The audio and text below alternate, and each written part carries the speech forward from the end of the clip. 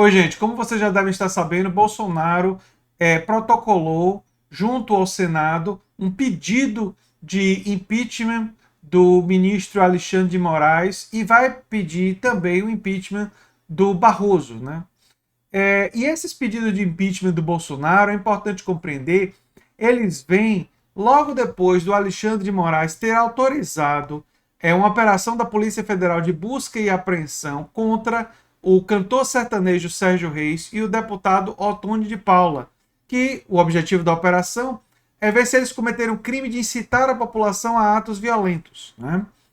Além disso, Bolsonaro e as redes bolsonaristas estão muito chateadas com a desmonetização dos canais que divulgam notícias falsas. E estão alegando que isso seria restrição da liberdade de expressão, estão alegando que isso seria, enfim. E eu gostaria de responder isso e analisar também essa atitude do Bolsonaro junto ao Senado. Primeiro, dizer para vocês ficarem mais tranquilos em relação ao Senado, embora a gente não possa confiar totalmente no Pacheco, né? Obviamente, o presidente do Senado não é muito confiável, mas nesse caso ele já sinalizou que essa iniciativa do Bolsonaro não deve prosperar. Mas o Bolsonaro ele está fazendo isso por vários motivos. Um motivo é desviar a atenção da pandemia, desviar a atenção da investigação em relação à corrupção das vacinas. Esses são alguns dos motivos. Desviar a atenção em relação à mini reforma trabalhista e manter o seu grupo acreditando que tem alguém a quem culpar pelos problemas do país. Essa é uma outra estratégia bolsonarista importante. No passado ele usava o PT. O PT é o culpado, né? E ele ainda vai usar a responsabilização ao PT. Só que uma outra estratégia dele é responsabilizar governadores, isso na época durante a pandemia, os governadores eram os vilões, né? E agora, em relação aos vilões, para ele, são os juízes do Supremo Tribunal Federal. Percebam que é sempre um deslocamento da sua própria responsabilidade para responsabilizar outros, nunca assumindo a sua própria responsabilidade. Esse é um elemento estratégico do que faz o bolsonarismo, que é uma estratégia simplória, simples, mas que é eficaz quando você tem muitas pessoas fanatizadas te apoiando. E, no caso dos canais bolsonaristas, apelar para a liberdade de expressão, igualando liberdade de expressão à divulgação de mentiras. Teve até uma pessoa nos comentários que perguntou assim: isso daí é censura, e quem é que vai ter o direito de decidir o que é verdade do que não é?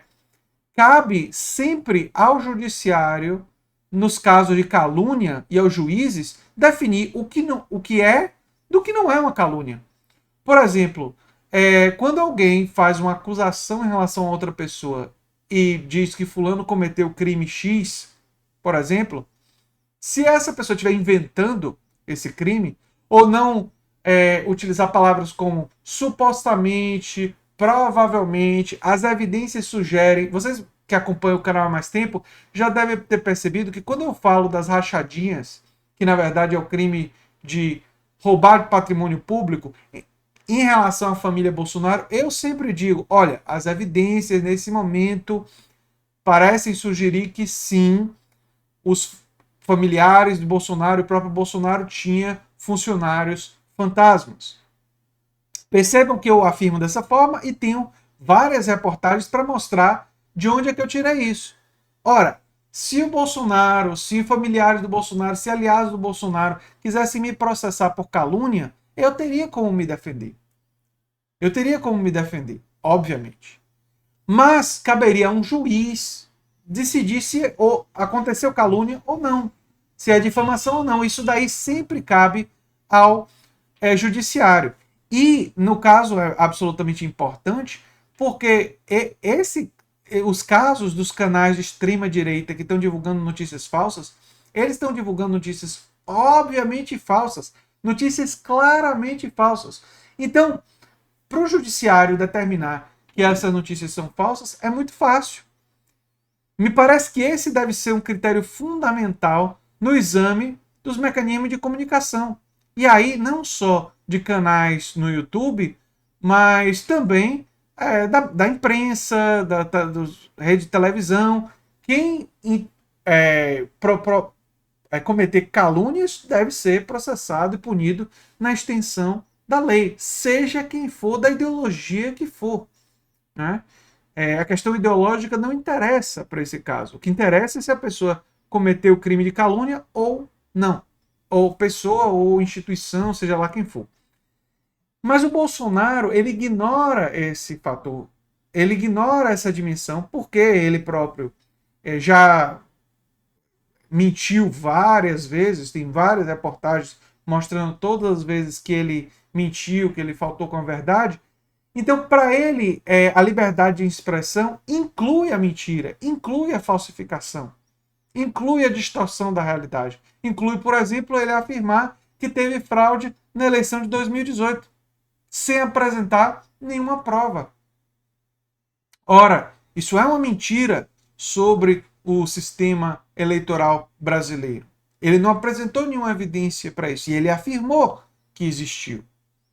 Então, uma pessoa que opera e funciona da forma como o Bolsonaro, ele obviamente olha para os canais de extrema-direita mentindo o tempo todo em relação à pandemia, em relação à urna eletrônica, em relação a um monte de coisas, e diz, não, eles estão exercendo a sua liberdade de expressão, como eu estou exercendo. Quer dizer, claro, para uma pessoa que acha que falsear a realidade não tem problema jurídico, ele olha para esses canais e vê da mesma forma.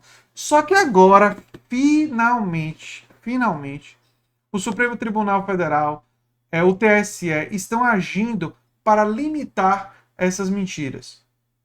E para limitar essa divulgação de mentiras. Tem até o risco aí rolando que todos os canais de política durante o período eleitoral seriam desmonetizados, porque teria pouco tempo para aferir o que é do que não é mentiras. Eu discordo dessa visão. Eu acredito que você deve fazer um mapeamento dos canais e você ver o histórico do canal.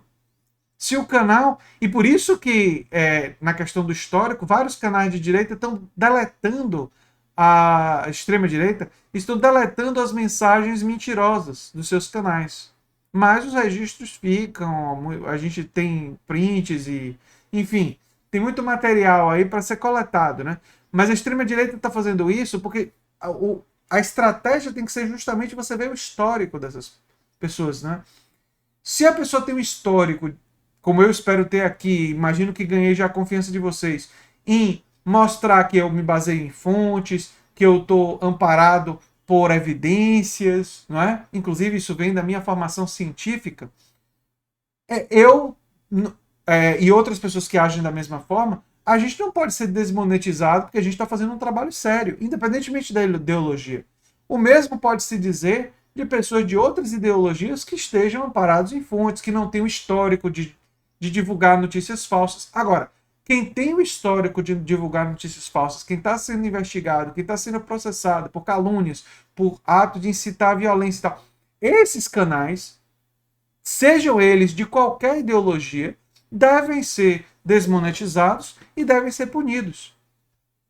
Aliás, a punição por calúnia e por esse tipo de atitude deve se estender a todo tipo de mídia, seja ela alternativa, seja ela tradicional, que incorra em crimes. A nossa legislação ela já é absolutamente suficiente para isso. Né? Então, só para responder essa dimensão. Agora, o Bolsonaro está fazendo esse pedido de impeachment do Alexandre de Moraes e do Barroso por desespero, por medo, por perceber que o castelo de cartas está caindo. Né? E eu tenho poucas dúvidas que isso não prosperando, ele vai usar como argumento e dizer, tá vendo, eu tentei a via legal e agora eu tenho que tentar a via do golpe. E aí resta saber se as instituições vão ser fortes o suficiente, se nós vamos ter uma conjuntura que vai rechaçar. Eu vejo a imprensa contra qualquer chance de golpe, o que é uma boa notícia. A maior parte da imprensa, com raríssimas exceções, está contrária. Eu vejo boa parte da burguesia e a maior parte da população brasileira também contra, o que é uma boa notícia. A favor, me parece que tem setores das Forças Armadas, mas não sei se todos, mas setores, e agronegócio e setores do empresariado muito ligados ao Bolsonaro, pessoal da extrema direita.